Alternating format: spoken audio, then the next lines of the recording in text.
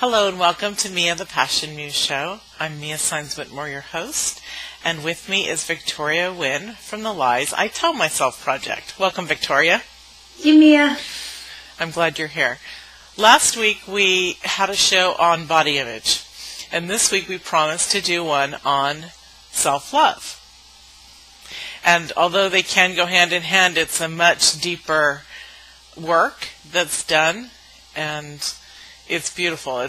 I'm excited about this one because this is the main work that I do with my clients, is self-love.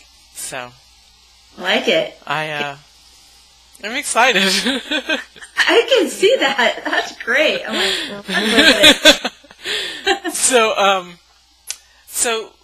because I'm a chatterbug about self-love and all the depths and aspects, would you like to say anything before we get started here? Because you're not going to take a breath for the next 10 minutes. This is my show. No, I'm sorry. I'm kidding. I love how you can tell, though, when someone is passionate, about what they're doing. Because there's certain shows that we've done that I'm like, oh, that's me, and It's just, you get extra alive from it. So I think it's great. I'm like, woo, run with it. I'll just share a little bit here and there. And so self-love is something that I definitely could not preach without my own practice of it. And I really, really didn't understand what self-love was. I had questions like, is that selfish? That also sounded kind of hippie to me, hippie and weird. Mm-hmm. So these are all the thoughts that were going through my head when I first heard that word. So let's definitely delve into is it selfish? What exactly does it mean? What does self-love mean? And how do you incorporate it into your life without it taking over your life? Or how to keep balance with it? What does all that mean? Okay. So that's a question that, I've worked through, but I'm sure you could teach me a lot about it. And I know that if someone doesn't, I need an accountability partner sometimes for the self-love stuff, like doing things each day that I enjoy really just for me, not because I'm trying to serve this person or serve that person or be a mom or a wife, but things that I really enjoy and always have since I was a kid. Honestly, I'm not that great at doing those things, even though when I get into them, like painting for me, I'm in heaven, I'm in peace.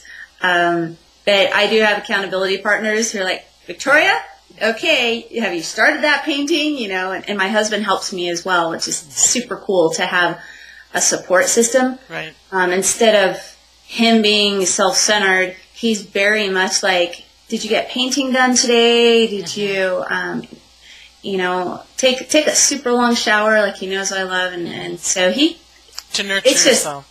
Yeah, I've not been with a man that is so supportive of me nurturing myself. It says a lot about his confidence and his self-love, too. Right. And he's a more of an evolved man. Yeah. That was brought into your life, so. Lucky. Yeah, exactly. Something that you had said was the selfish aspect and also having accountability. My mind is going a million miles a minute. The selfish part, I was always a giver. I still am, but I had to learn to be a receiver. And that was the hardest thing for me. So, when I started looking at what I liked, and it's funny because I didn't implement this. I learned it before, but I didn't implement it until I had left my husband. But some of the men that I was dating, I thought, wow, I really like them, but they're kind of selfish. And so I broke it down. And I realized, no, they're just showing self-love. And I'm like, So what we do is we pick people that we can, or who inspire us, and we break down how they act, how they emulate themselves. And so we talked about patterning before and imprint. We are repatterning, we're re-imprinting ourselves as grown-ups would do. And to have an accountability partner, I think that's fabulous. You're very fortunate, but most of my clients don't have accountability partners, except for a coach like me. So, and so you are very, very fortunate. Those who have someone, and especially someone who is like, yeah, go do it, baby. You're very, very, very blessed. You really are.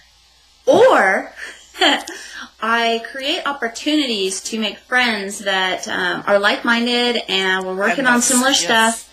And on Facebook, on the 50 Shades of Lies page, we help each other a lot. And that was just a free group that I created where we can hold each other to accountability. You know, there's one woman, she's working on quitting smoking, and she said, I'm posting this here because I know I need this for me, because she's learning to love herself, but she's also posting it as accountability, you know, for herself. And so we could all cheer her on, and and any slip-ups that she might have, it's like, whatever, that was yesterday. Today's so exactly.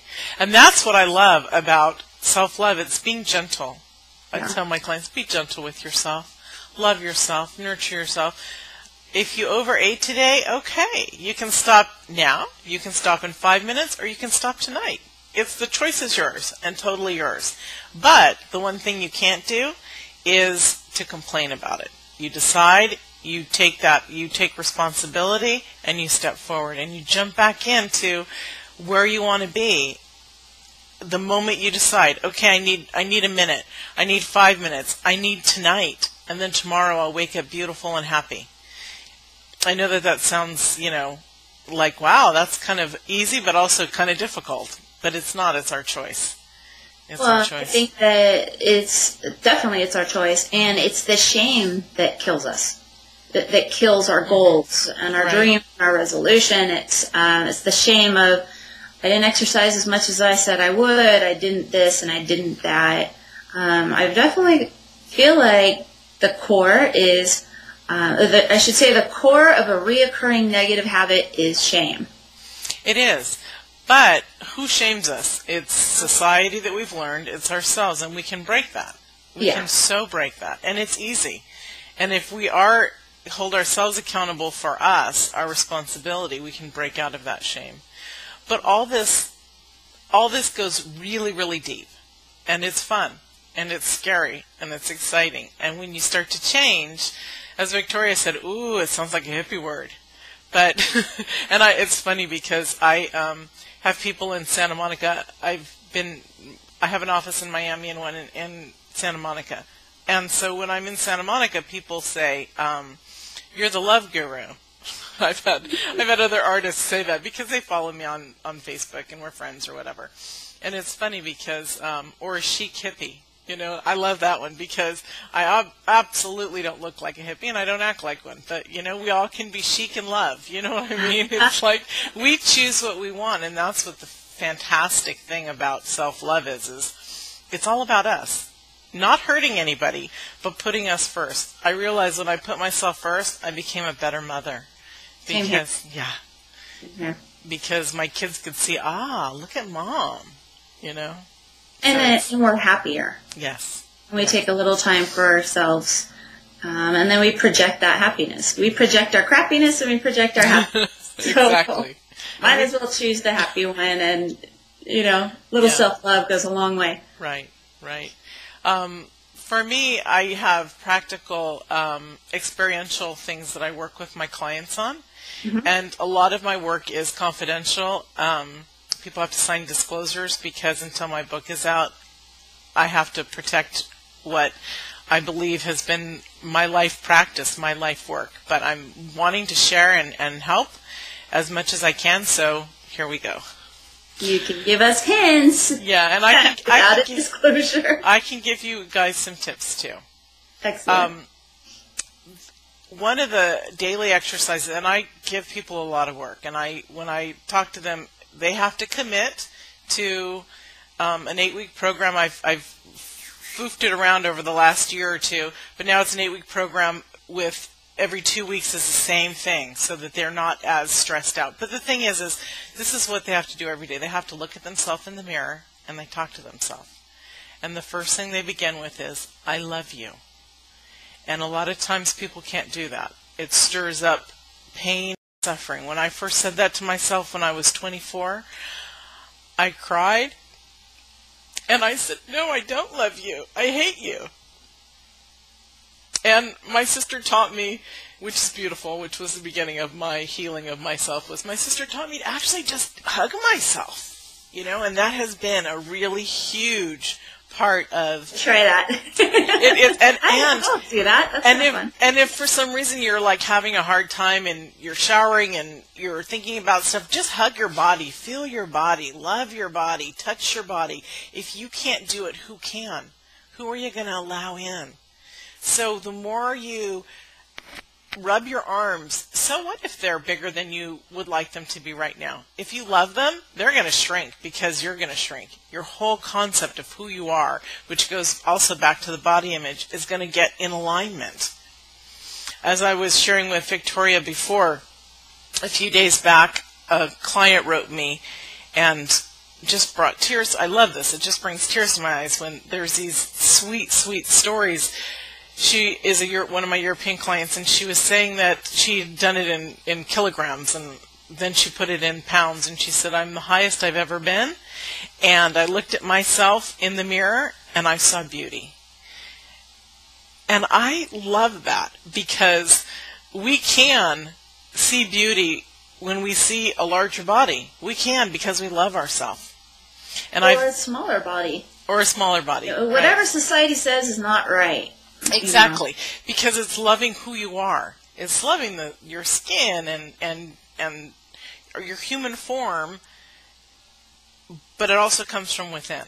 So it's the within is appreciating the legs that take me walking, the arms that make me want to hug you, my smile that just when I see you smile back at me, it just makes it bigger.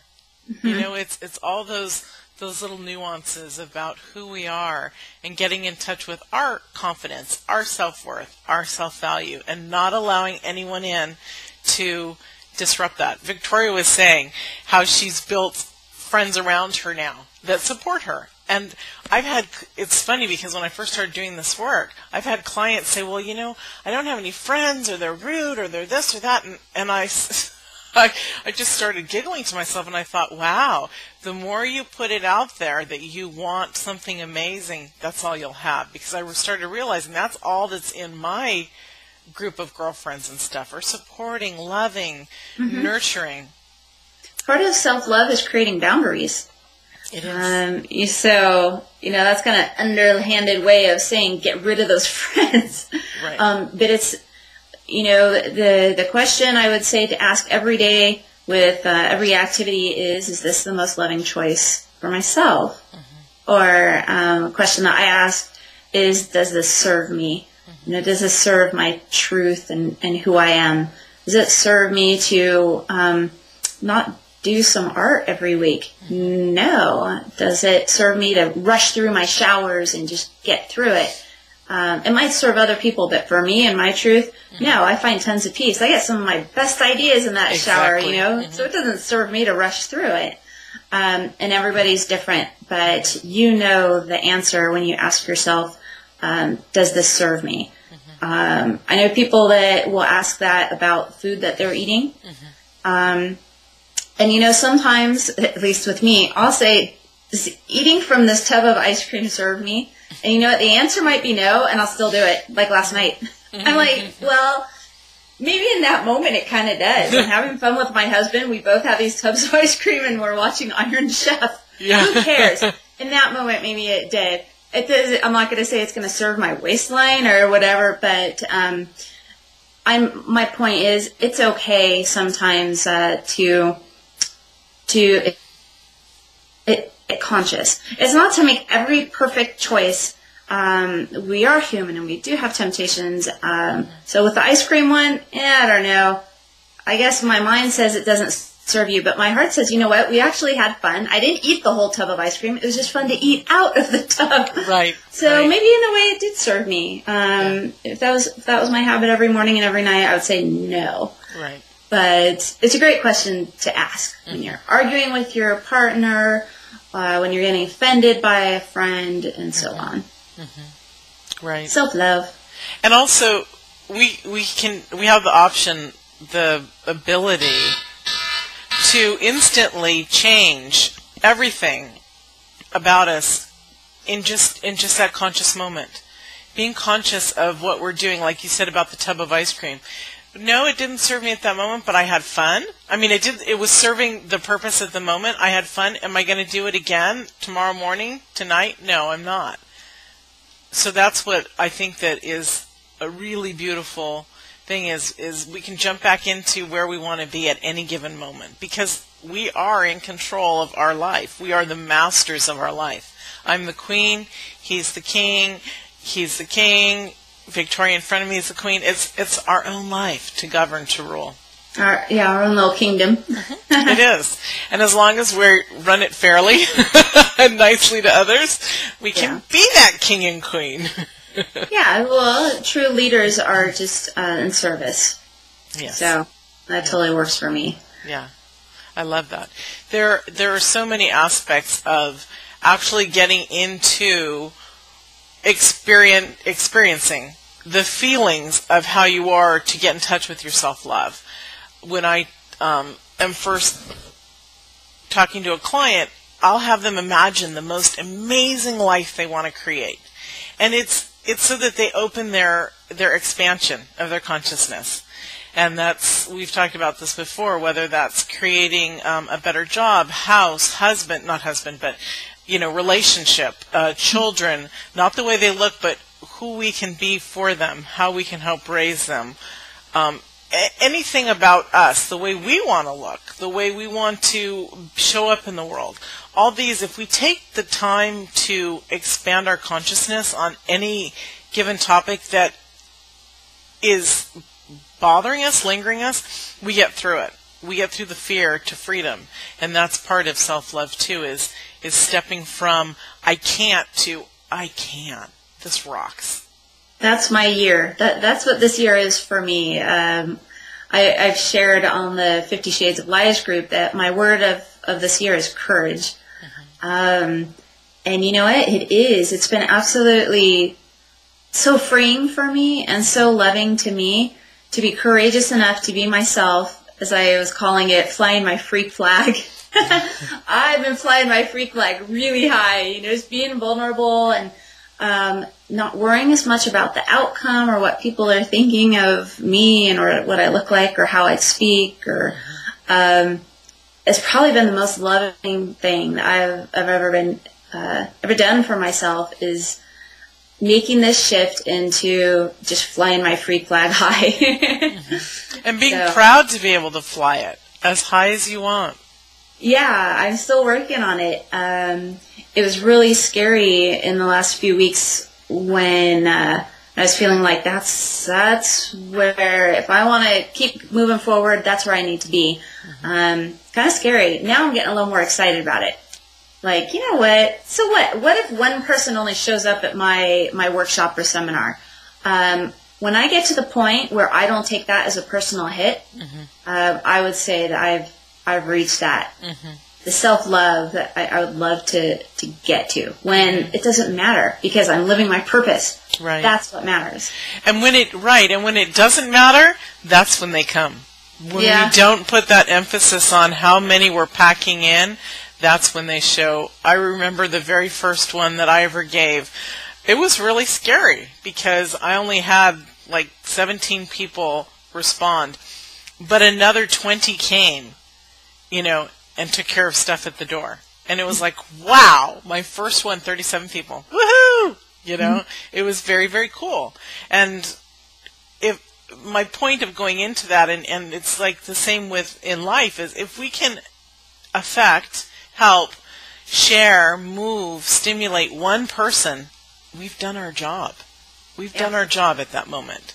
And you know what? Even if we're just living our truth, what if that one person is us? And that works too. Right. I'm working on it. Yeah. Courage. I love that, because we are working on our truth all the time to actually walk the walk that we talk. And there's not that many people that walk the walk that they talk.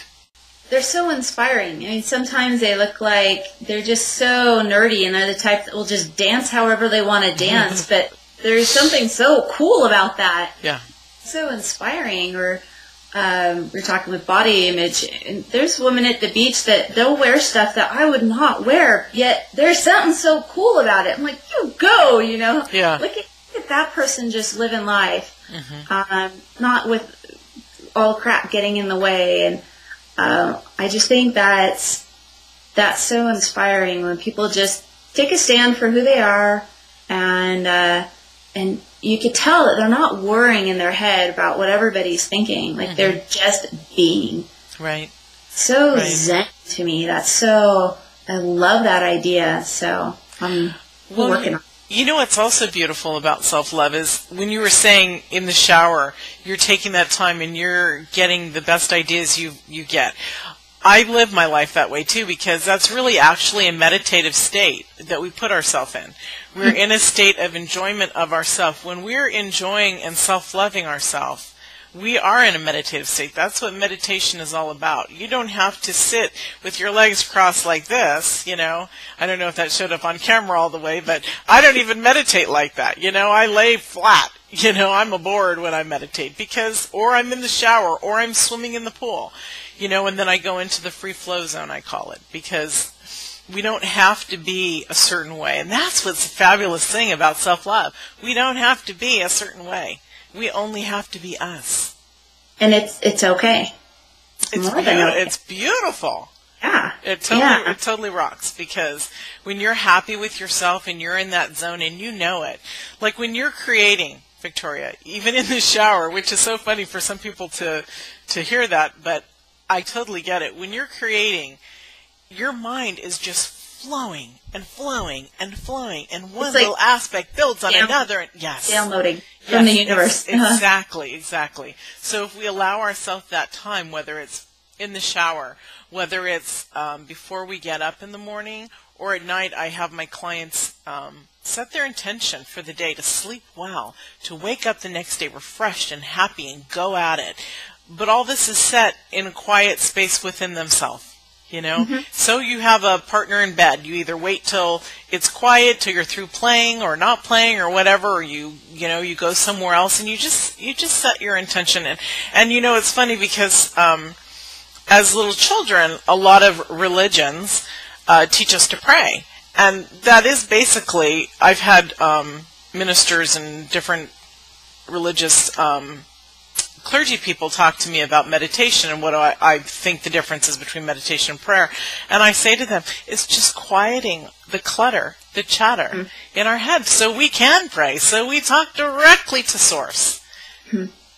And it's beautiful. They go hand in hand. We learn not to beg, not to plead, not to blah, blah, blah, blah, because there's so much chatter. It's separating everything out. So, like when you're in the shower and everything's downloading, that's because you've cleared your path and you're receiving from the universe exactly what you said. It's beautiful. And it's a gift that you know how to give yourself. And to me, that is the most amazing gift of all. Every day. Yeah. Every day. I would agree, and I just was in this conversation yesterday. I don't know if you heard, did you hear me on the radio yesterday? I think it's archived on their website today, so I'd love for you to have a listen. So the woman's name is Angel Shannon. She has been in radio for decades, TV and radio. So she's a known name. I think she's written some books too. So I was on her radio show, and I was saying again that the word meditation, it used to just ring hippie to me, you know. And she was getting me clear also that I actually meditate daily and never noticed it. It might look like me staring at a wall. In the morning, I'm getting clear on what I want to create that day, how yesterday went. And that helps to give me some grounding as for today, and I'll get great ideas. But if someone were to walk in, it would probably be pretty embarrassing. They think I was probably lazy or in a coma. Yeah. I painted my walls in my bedroom a beautiful color, actually very similar to this one behind me. And I just love staring at it. It's very ocean-like to me. And so I just go into just this peaceful state. And so she was explaining, Victoria, you meditate. Yeah. I'm like, I'm a hippie. It's awesome. You're free-spirited. Yeah. You stepped outside of your paradigm. Isn't that truly what hippie is? I mean, when you think about it? Yeah, actually. Oh my gosh, I'm a total hippie then. We're modern day chic hippies. That's awesome. My point, I guess, in sharing is that I appreciate you talking about meditation, and I wasn't thinking about the shower thing either. Mm-hmm. So I've been kind of hard on myself. All my friends do this meditation thing. I don't relate to it. Turns out, I guess I do. So yes, exactly. All the time, and so thanks for bringing that up. Yeah. Talking about this. And it doesn't have to look any way. As long as we're connecting and quieting our thoughts, it doesn't have to look any way. You can stand on your head if you want, you know? My husband does yoga, and he's like, it's just moving meditation, Victoria. You know, I love that, yeah. And I used to think in the beginning, oh my goodness, well, so-and-so does it this way, or they follow, this guru, or da-da. I don't care. That's where the self-love comes into. I don't care. Good for them. I love that they found that. For me, what works is aligning myself, quieting myself, letting things just download. And the more I'm out there, this is how I see other people working it too. And it's like, yes, of course. It's a beautiful art, because truly, again, it's loving yourself. I love having those moments of clarity where you're touched totally by the divine, by source, your creator. You're just absolutely in alignment. I love it more than my morning coffee, and everyone knows that I love to go get my morning coffee. And I wait for that first sip, and if it's, then it's, awesome. Everything's going really well, So to talk about what the morning coffee is to people, but my husband just swears by it. Like, has to have that morning coffee. I'm like, you're an addict. He's like, no, I'm not. I just like it. I'm like, I don't know. I don't make it at home generally. I always go out, because it's part of the whole ambiance of seeing people, hearing people, watching people, the flavor, there's a whole experience for you. It is, because I'm so in touch with my five senses that it is a whole experience. It's what the world looks like. It's who's smiling, and how green is that tree, and what do I hear, and the taste of it, and yeah. It is a whole experience. It's not just the coffee. It's a whole experience that people are having with that, which I probably have with something else. Like, Victoria, what's with your morning yogurt, you freak? I don't know. I just love morning yogurt. Got it. Yeah, okay. Exactly. Okay. Cut that out. I had to go off on the tangent. I was so curious. No, it's good, because some people don't understand, and if we all share our ideas openly and not be afraid, we learn from every little tiny thing, and everything is okay as long as it's okay with that individual. Yeah. It truly is. And so to love yourself, to truly love yourself, is to truly get to know yourself and to truly regrow who you are, because in our last show, Body Image, we talked about how we're born as a clean slate, and we're taught by outside influences, which is what becomes our paradigm, whether it's our teacher, our parent, the government, media, everything. So we're learning to rebuild, regrow. I sound like the $6 Million Man. Rebuild. Regrow our inner child. And that's what I love. And it took me a while to be able to say to people, I'm a self-love coach. I help rebuild, regrow our inner child.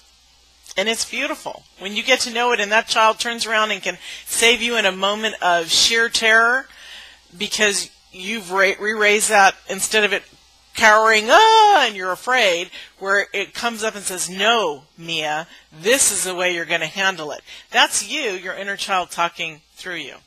Yeah, through your absolutely. Higher self. So it's totally beautiful. So, there's many methods, but a part of this show is the lies I tell myself. So every single lie about you that is upsetting, disruptive, is not good for who you are. So face that. What lie am I telling myself?